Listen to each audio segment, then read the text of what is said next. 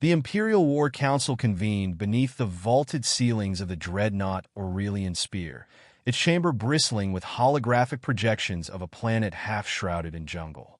Lord Strategist Varric, a towering figure clad in iridescent battle regalia, studied the flickering maps with mild amusement. A knot of his subordinates, seasoned officers from campaigns that had spanned the breadth of the known galaxy, stood in attention, awaiting his decree. "The humans have taken refuge in the southern quadrant," Varric said, his voice laced with condescension. "Their numbers are insignificant, their technology laughable." A murmur of approval swept through the chamber. The Empire had seen humanity's feeble attempts at war before. Crude projectile weapons, reliance on obsolete tactics, a lack of discipline befitting a species barely out of its own gravity well. Against the vast arsenal of the Empire, plasma bombardment, bioscanners, auto-targeting drones, they were an irrelevance. General Zervath, an insectoid strategist with an exoskeleton of glistening cobalt, inclined his head. "Yet, my lord, they persist. They have resisted evacuation, defied our ultimatums. Why prolong the inevitable?" Varric smirked, tapping at the controls before him. The hologram shifted, zooming into a live feed of their approaching forces. Vast columns of mechanized walkers and infantry marching through thick, alien foliage, weapons gleaming under the pale sun. "Because they do not understand the futility of resistance," he answered. "A failing common to lesser species. We will remind them." Far below, the jungle trembled beneath the advance of Imperial war machines. Heavily armored soldiers, their reflective visors gleaming, moved in formation, their scanners sweeping for signs of human activity. Drones soared overhead, bathing the jungle in scanning pulses designed to detect movement, body heat, and chemical signatures. Captain Rilvek, overseeing the forward battalion, kept one clawed hand on his holster as he listened to the reports coming in. No energy weapons detected, no resistance visible. The jungle remained eerily silent. He signaled for his lieutenant. "We were promised insurgents," he muttered. "Where are they?" The lieutenant, a lean reptilian, scanned his visor readouts and shrugged. "Thermal imaging shows nothing beyond the local wildlife. If there were humans here, they're gone now." Rilvek was unimpressed. He turned his gaze to the tangled foliage ahead. Even if the humans remained, they were surely no match for Imperial precision. They had nowhere to run. Yet unease prickled at the edge of his instincts.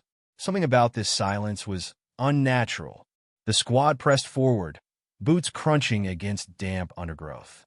The jungle was a strange, hostile place, its towering flora stretching high into the canopy, blotting out the sky in patches of deep shadow. The air hung thick with humidity, strange calls of unseen creatures echoing from the depths. One of the soldiers exhaled sharply, adjusting his rifle. "I don't like this," he muttered. "Feels like we're being watched." "Of course we're being watched," Rilvek said dismissively. "By our own drones.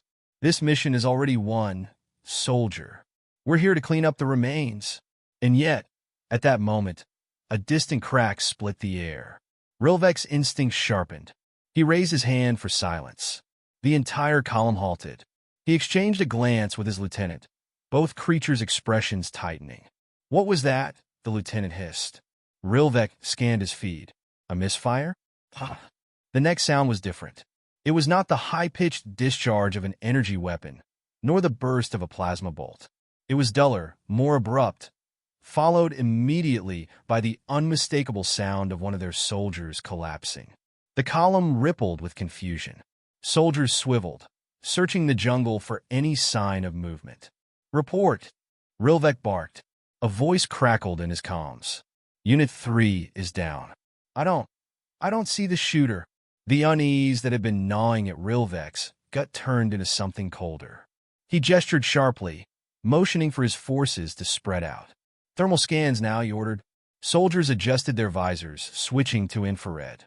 The jungle lit up in streaks of blues and reds, heat signatures blooming across their displays. The dense foliage, the swaying branches, the scattered wildlife. But no humans. "This doesn't make sense," the lieutenant whispered. "Where did that shot come from?" Another shot rang out. Another soldier dropped. Panic crackled through the ranks. I said report. Rilvek snarled. Find the enemy and eliminate them. A fresh wave of scanning pulses swept through the jungle. But the results returned the same. Nothing. No enemy heat signatures, no energy readings, no movement beyond their own forces. And yet, something was there, watching, waiting. Lord Varric's voice cut into the comms from the command vessel above. Captain Rilvek explained this disturbance. Rilvek struggled to steady his voice. My lord, we are encountering resistance. Resistance? Varric's tone was incredulous. Then crush them. You have every technological advantage. Yes, my lord, but... Another shot. Another soldier lost. The murmurs of the troops had changed. The bravado was fading, replaced with something far more dangerous to an army. Fear. Rilvek swallowed hard.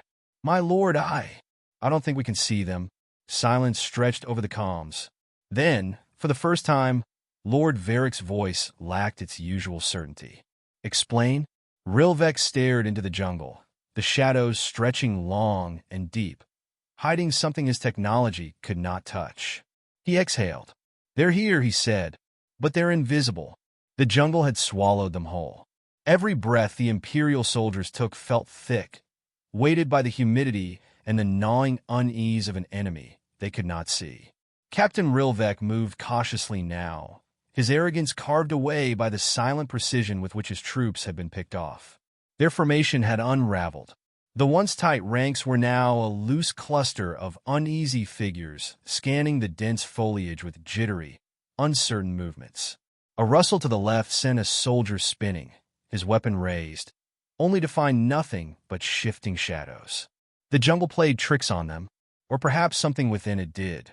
Rilvek's claws twitched near his holster, scanning the dim canopy for movement. His visor displayed nothing but ambient heat signatures, fluttering insects, swaying branches, the distant pulse of an unseen river. But no enemy, no human.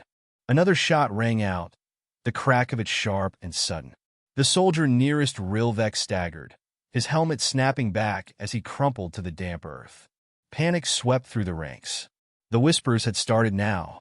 A ghost, a demon, something beyond their technology's reach.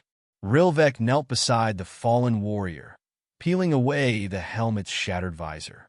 A single precise entry wound, no burn marks, no energy signature, just a clean, silent kill. The weapon was ballistic, primitive, yet somehow, impossibly, more effective than their own sophisticated armaments. A voice crackled in his comms. Captain, we still can't get a reading. No movement, no heat beyond our own. Whatever is out there, it's not leaving a trace. His jaw tightened. It's human. It has to be. Keep moving. Stay low. The jungle had gone deathly quiet again. It was unnatural, as though every living thing knew to stay still, to avoid drawing attention to itself. The soldiers obeyed, advancing in a slow, nervous crawl, weapons raised, eyes darting from shadow to shadow. Then another fell, then another. They never saw it coming. Each kill was calculated, the shots spaced apart just enough to instill a creeping dread. No wild volleys, no chaotic blaster fire. Just the eerie certainty that somewhere, out there, an unseen predator was watching, waiting, and choosing its next victim with chilling patience. How are they doing this? A lieutenant gasped, pressing himself against a tree trunk, his mandibles clicking with anxiety. We have the finest tracking technology in the galaxy. They should be lighting up every scanner. They've found a way around it, Rilvek muttered. He felt it now, the crawling sensation of being hunted, the slow tightening of an invisible noose. They know how we see. They're using it against us. A fresh wave of scanning pulses washed through the jungle. The results were the same. Nothing. It was impossible. It was terrifying. Another shot. Another soldier lost. The whispers turned into quiet prayers, curses muttered under heavy breaths. Their arrogance had turned to confusion. Confusion had curdled into fear. And fear, Rilvek knew, was the prelude to collapse. The captain forced himself to think. He had fought a dozen campaigns against resistant forces, against insurgents and rebels who refused to bow before the Empire's might. But never like this. Never against an enemy that refused to reveal itself. An enemy that seemed to defy the very laws of their war machines. A new sound broke through the stifling quiet. Not a gunshot. Not a cry of pain. Laughter. It was soft, almost amused. Barely a ripple against the thick jungle air. But it carried. It seeped into their bones, into their minds. Rilvek's blood ran cold. Then the voice came, disembodied and patient. You shouldn't have come here. A shadow shifted in the foliage ahead, gone before Rilvek could focus on it. His pulse hammered against his ribs. His soldiers were frozen, uncertain whether to fire or flee. We need to fall back, the lieutenant whispered.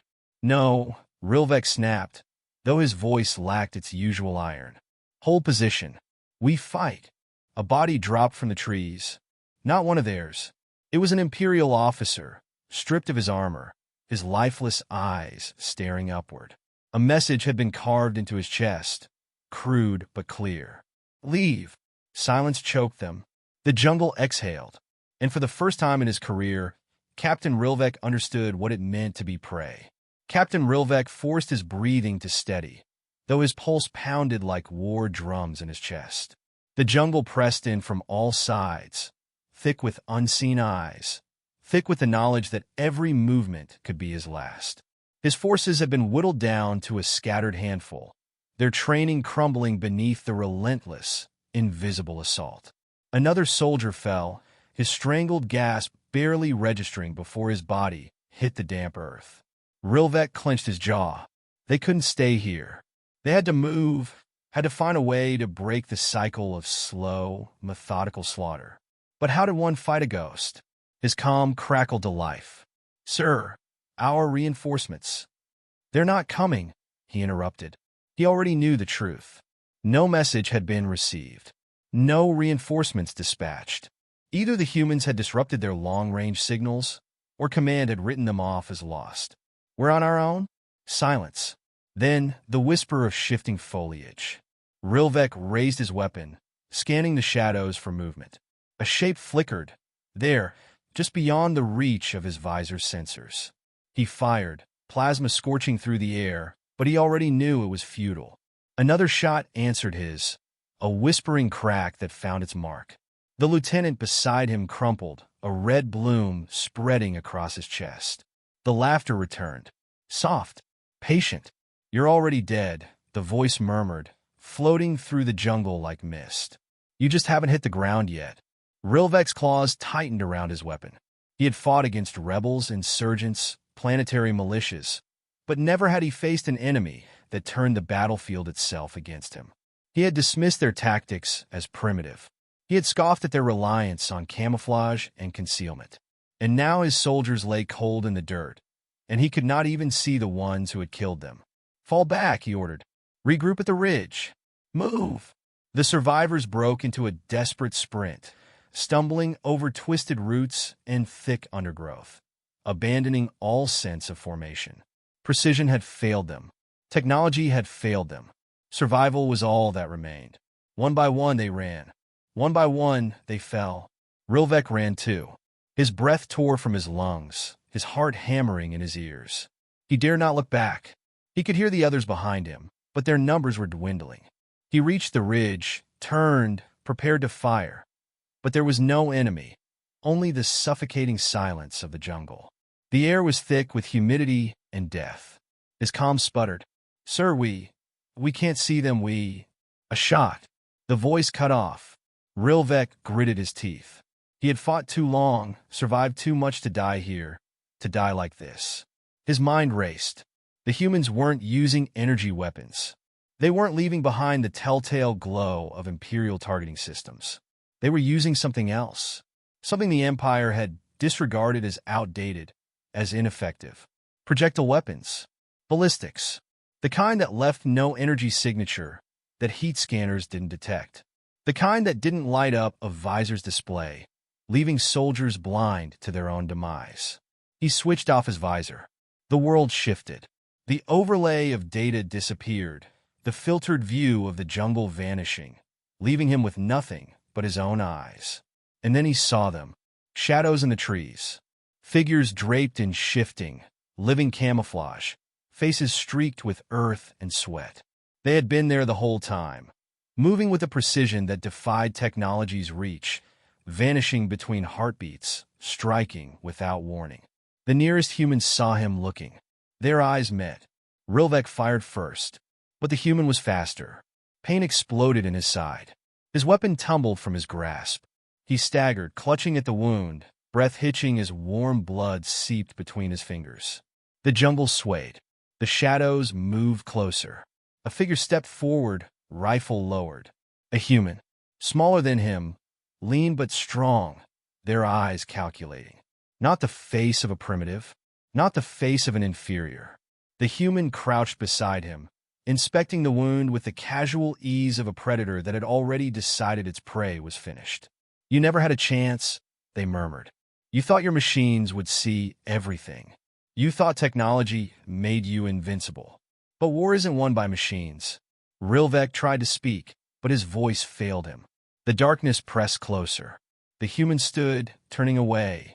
"Leave what's left of your men. Tell your empire. The jungle belongs to us."